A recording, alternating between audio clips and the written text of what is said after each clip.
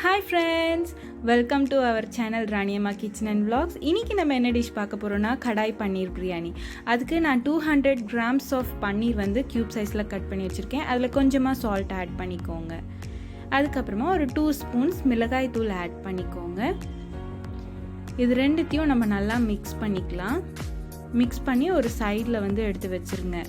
அது வந்து நல்லா உப்பு காரம் எல்லாம் வந்து அந்த பன்னீர்ல நல்லா இறங்கட்டும். கொஞ்ச நேரம் ஊறட்டும். இப்போ நம்ம சைடில் வச்சிடலாம்.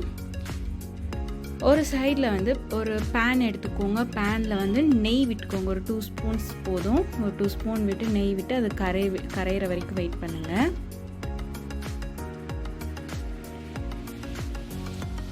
அது நல்லா கரைஞ்சதுக்கு அப்புறமா நம்ம ஆல்ரெடி மிக்ஸ் பண்ணி எடுத்து வச்சுருந்த பன்னீரை வந்து ஒன்றா ஆட் பண்ணிக்கோங்க. அது நல்லா லைட் ப்ரௌன் வர வரைக்கும் நம்ம ஃப்ரை பண்ணி எடுத்துக்கலாம். ஜஸ்ட்டு ஷாலோ ஃப்ரை தான். ஃப்ரை பண்ணி எடுத்துக்கோங்க. நம்மளுக்கு வந்து நல்லா ஜூஸியான பன்னீர் வந்து நம்மளுக்கு பிரியாணியில் கிடைக்கும். இந்த மாதிரி எடுத்துக்கிட்டிங்கன்னா கிறிஸ்பியாகவும் இருக்கும், ஜூஸியாகவும் இருக்கும், சாஃப்டாகவும் இருக்கும், செம்மையாக இருக்கும். பாருங்கள் நல்லா வெந்துட்டுருக்கு. ஃப்ரை ஆகிட்டுருக்கு. ஒன்றா இந்த மாதிரி பொறுமையாக திருப்பி போட்டுக்கோங்க. இல்லைனா சம்டைம்ஸ் உடஞ்சிரும். பாருங்கள் கொஞ்சம் நல்லா கலர் சேஞ்ச் ஆகிடுச்சு. இந்த ஸ்டேஜில் நம்ம பன்னீரை வந்து எடுத்து ஒரு பிளேட்டில் எடுத்து வச்சுக்கலாம். அது நல்லா ஆறட்டும். ஒரு சைடில் கடாய் எடுத்துக்கோங்க. கடாய் கொஞ்சம் நல்லா ஹீட் ஆனதுமே 2 ஸ்பூன்ஸ் நெய் விட்டுக்கோங்க. நெய் நல்லா கரைஞ்சதுக்கப்புறமா கொஞ்சமாக முந்திரி பருப்பை ஆட் பண்ணி நல்லா ஃப்ரை பண்ணி கோல்டன் ப்ரௌன் வர வரைக்கும் ஃப்ரை பண்ணி எடுத்து வச்சுக்கோங்க. பாருங்கள் நல்லா வந்துடுச்சு. இந்த ஸ்டேஜில் நம்ம எடுத்து வச்சுக்கலாம். அதுக்கப்புறமா கடாயில் கொஞ்சமாக ஆயில் விட்டு மசாலா ஐட்டம்ஸ் எல்லாத்தையும் ஆட் பண்ணிடலாம். பட்டை, லவங்கம், பிரிஞ்சி இலை எல்லாமே ஆட் பண்ணிக்கோங்க. அதுக்கப்புறமா கொஞ்சமாக ஒரு பெரிய வெங்காயம் இந்த மாதிரி நீட்டாக கட் பண்ணி ஆட் பண்ணிக்கோங்க. அதுக்கப்புறமா கொஞ்சமாக ஒரு 5 மினிட்ஸ் கலரிட்டு கொஞ்சமாக மிளகாய் ஆட் பண்ணிக்கோங்க. ஒரு 4 மிளகாய் ஆட் பண்ணியிருக்கேன் நான். அப்புறம் ஒரு சின்ன தக்காளி ஆட் பண்ணிக்கோங்க. தக்காளி வந்து ஆப்ஷனல் தான். உங்களுக்கு வேணும்னா நீங்கள் தக்காளி ஆட் பண்ணிக்கோங்க. எங்களுக்கு பிடிக்கும்னால ஆட் பண்ணிக்கிறோம். அதுக்கப்புறமா கொஞ்சம் இஞ்சி பூண்டு விழுது ஆட் பண்ணிக்கோங்க. ஃப்ரெஷ்ஷாக அரைச்சி ஆட் பண்ணிங்கன்னா இன்னும் நல்லாயிருக்கும். கொஞ்சமாக உப்பு, நாங்கள் கல்லுப்பு யூஸ் பண்ணுறோம், அதனால் கொஞ்சமாக உப்பு ஆட் பண்ணிக்கோங்க. நல்லா அந்த இஞ்சி பூண்டு பேஸ்ட்டு ஸ்மெல் எல்லாமே வந்து போகணும். அந்த பச்சை வாசனை போகிற வரைக்கும் நல்லா ஃப்ரை பண்ணிக்கோங்க. அதுக்கப்புறமா நான் வந்து கேரட் பீன்ஸ் கட் பண்ணி வச்சுருக்கேன், அதையும் வந்து ஆட் பண்ணிக்கலாம்.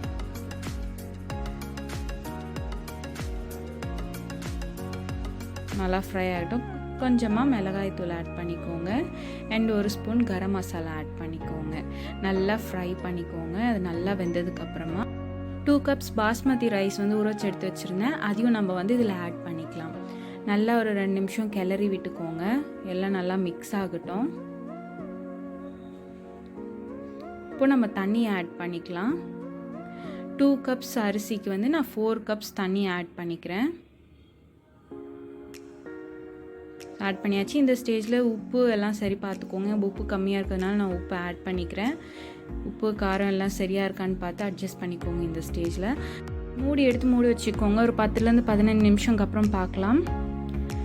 அப்படியே ஆவி பறக்குது, வெந்துட்டுருக்கு. இப்போ பாதி வெந்துடுச்சு. இந்த ஸ்டேஜில் நம்ம வந்து எடுத்து வச்சுருந்த பன்னீரையும் அண்ட் ஃப்ரை பண்ணி எடுத்து வச்சுருந்த முந்திரி பருப்பையும் இதில் ஆட் பண்ணிக்கலாம். அப்படியே மேலேயே ஜஸ்ட்டு தூவி விட்டுக்கோங்க. அது வந்து வேக இறங்கிடும். அதில் உப்பு காரம் எல்லாமே.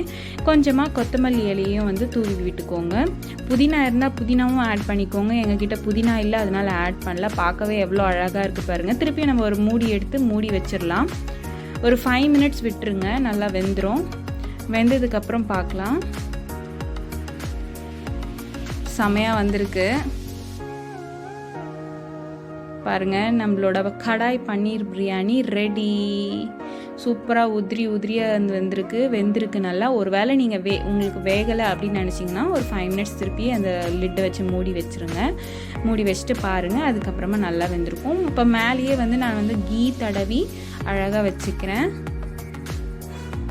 நல்லா நெய் தடவி விட்டுக்கோங்க. சூப்பராக இருக்கும் மேலே. ஸோ நம்மளோட kadai paneer biryani ready to serve. Ready. கண்டிப்பாக ட்ரை பண்ணி பாருங்கள், உங்களுக்கும் பிடிக்கும். இந்த டிஷ் உங்களுக்கு பிடிச்சிருந்துச்சுன்னா கண்டிப்பாக லைக் பண்ணுங்கள், சப்ஸ்கிரைப் பண்ணுங்கள், பக்கத்தில் இருக்க பெல் பட்டனையும் ப்ரெஸ் பண்ணிவிடுங்க.